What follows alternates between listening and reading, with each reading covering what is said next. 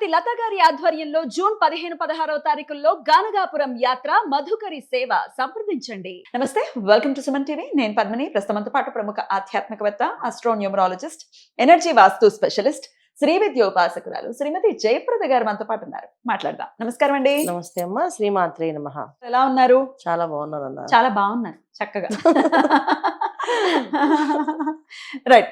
ఇక ద్వాదశ రాశులకి కూడా గురువు ఎటువంటి ఫలితాలు ఇస్తున్నారో ఇప్పుడు తెలుసుకుందాం. తప్పకుండా.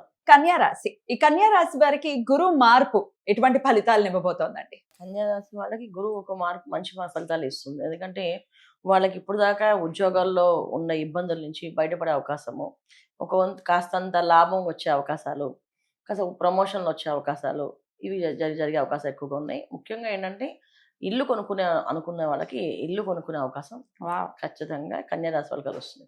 వీళ్ళు ఎప్పుడెంచో అనుకుంటారు ఇల్లు కొనాలి, అది జరిగే అవకాశాలు. ఇల్లు ఎవరైతే కొందాం అనుకుంటున్నారో మంచి గృహయోగం, బంగారం లాంటి ఇల్లు దొరుకుతుంది వాళ్ళకి. అది కన్యా రాశిలో జరిగే ఫస్ట్ అదృష్టం, ఫస్ట్ మంచి పాయింట్. మిగతా విషయాన్ని కూడా వీళ్ళకి సామాన్య ఫలితాలు బాగుంటుంది. ముఖ్యంగా చదువుకునే వాళ్ళకి కాస్త పదవుల్లో ఉండే ప్రోత్సాహం కావాలి అనుకునే వాళ్ళకి కాస్తంత ఏంటంటే వీళ్ళకి తోడు ఒకరు స్నేహితుల్లాగా కానీ, అయితే స్నేహితులు కానీ లేకపోతే బంధువుల్లో కానీ ఎవరన్నా ఒక పెద్దవాళ్ళు వీళ్ళకి హెల్ప్ అవుతారు. అంటే ఎలాగంటే ఇప్పుడు కొంతమంది సివిల్స్ ప్రిపేర్ అవుతాం అనుకున్న వాళ్ళకి ఎవరైనా సాయం చేయండి, ఎవరు ఆల్రెడీ చదువుకున్న వాళ్ళు నేను నీకు హెల్ప్ చేస్తాను, లేదు మళ్ళీ దానికి ఫీజులో ఉంది ఎందుకు లేదు చెప్తాను నీకు అని చెప్పి అలా గైడెన్స్ ఉండడం కానీ, అయితే వ్యాపారంలో కాస్త ఎవరైనా పెద్దవాళ్ళు వచ్చి పెట్టుబడి పెట్టడం అని, మా దగ్గర డబ్బు ఉందిరా నువ్వు పెట్టుకో, నువ్వు చేసుకుంటే చేసుకో, మేము నీకు సాయం చేస్తాం అని చెప్పడం కానీ, ఇది వీళ్ళకి లాభంగా జరిగే అవకాశం కన్యా రాశి వాళ్ళకి.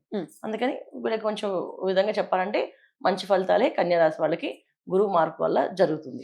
లాభస్థానంలో గురు సంచారం ఎప్పుడు లాభస్థానంలో గురువు లాభమే వస్తుంది, లాభాలు ఇస్తారు. కాకపోతే ఏంటి ఎలా జరుగుతాయి అంటే బంధువుల్లో కానీ స్నేహితుల్లో కానీ ఇలా పెద్దవాళ్ళు అంటే వీళ్ళకంటే వయసులో పెద్దవాళ్ళతో స్నేహం ఏర్పడి ఆ స్నేహంతో వాళ్ళు ముందుకెళ్తారు అన్నమాట.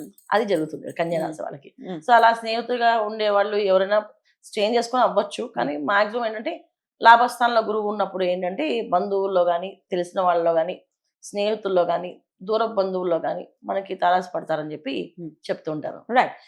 భార్యాభర్తల మధ్య కమెంట్ సెక్షన్స్ లో రాయటం ద్వారా మాకు తెలిసినటువంటివి ఏంటంటే, మా భార్యాభర్తల మధ్య ఇబ్బందులు ఉన్నాయండి, మరి ఆ ఇబ్బందుల నుంచి బయటపడతామా అని అడిగిన వాళ్ళు కూడా ఉన్నారు. వాళ్ళకి మీ సమాధానం?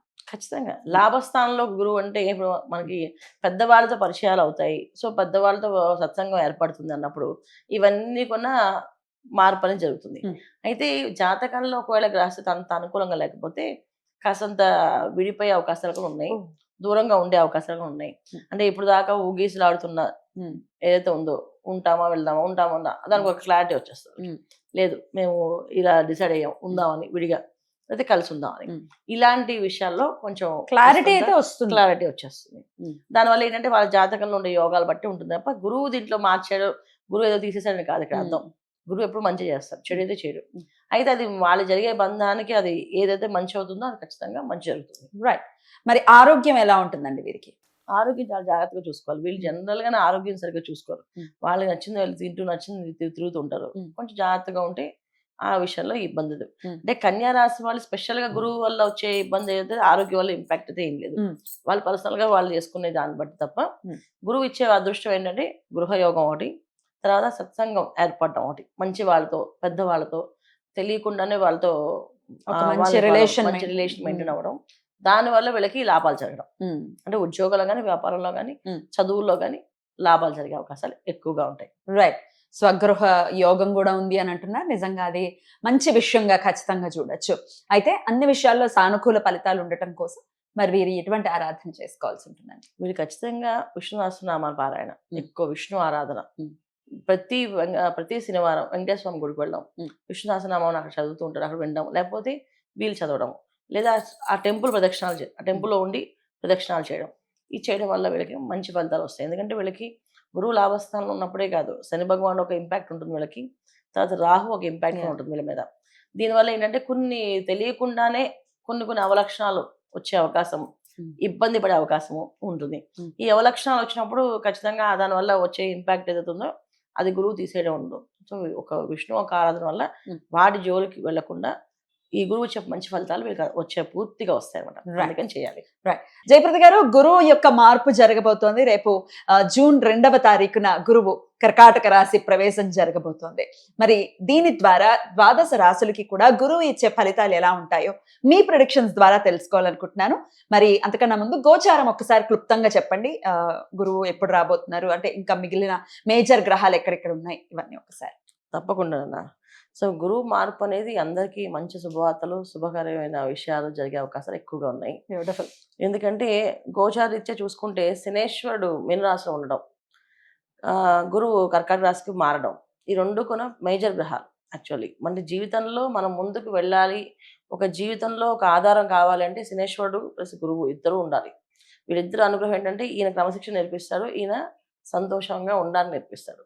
సో ఎలా చేసుకోవాలో నేర్పిస్తాడు. అందుకని ఈ రెండు గ్రహాలు కాంబినేషన్ ఈ మధ్యన ఏంటంటే ఈ మధ్య కాలంలో చాలా చాలా అద్భుతమైన ఫలితాలని ఇస్తుంది అందరికీ, అన్ని రాశుల వాళ్ళకి. ఈ ఒక్క రాశి అని కాకుండా మనం ఒక్కొక్క రాశి తర్వాత వివరికి చెప్తాం, కానీ అన్ని రాశులకి ఫలితాలు బాగుంటాయి. రాహుకేతువులు రాహుకేతువులు ఇద్దరు కొన్న కాంబినేషన్స్ ఏంటంటే కేతువు అనే సింహరాశిలో ఉండడం ఒక విధంగా మంచిది, చెడైతే కాదు. అలాగే రాహు కుంభరాశిలో ఉండడం కూడా మంచి, చెడైతే కాదు. కాకపోతే ఏంటంటే కొన్ని రాశులకి అవి యాంటీగా పనిచేస్తాయి. కానీ ఇప్పుడున్న కాలం గమనంలో ఈ 4 గ్రహాలు కాంబినేషన్ అనేది ఒక అద్భుతంగా పనిచేస్తాయి. అది చాలా విషయాల్లో మనకి ముందు ముందు వెళ్తున్న కొద్దీ చెప్తూ ఉంటాం మీకు అన్ని విషయాలు. తప్పకుండా రాశుల వారీగా మనం మాట్లాడుకుందాం. ఒక బంగారం విషయం ఒకటి చెప్పండి, మళ్ళీ ఇంకేమైనా పెరుగుతుందా ఉచ్చ స్థితిలోకి మరి గురువు వెళ్ళటం రీత్యా? బంగారం అనేది పెరిగే అవకాశం ఎక్కువగా ఉంది. అయితే ఉచ్చస్థితిలో గురువు రావడం అనేది కాదు, కానీ ఇక్కడ అంటే బంగారానికి కారకుడు గురువు కదా. బంగారం కారకుడు గురువు అయినప్పటికీ కూడా బంగారం ప్రతి సంవత్సరం పెరుగుతూ ఉంటుంది అన్న. అయితే ఇప్పుడే బాగా హెచ్చుతగ్గులు ఉన్నాయి.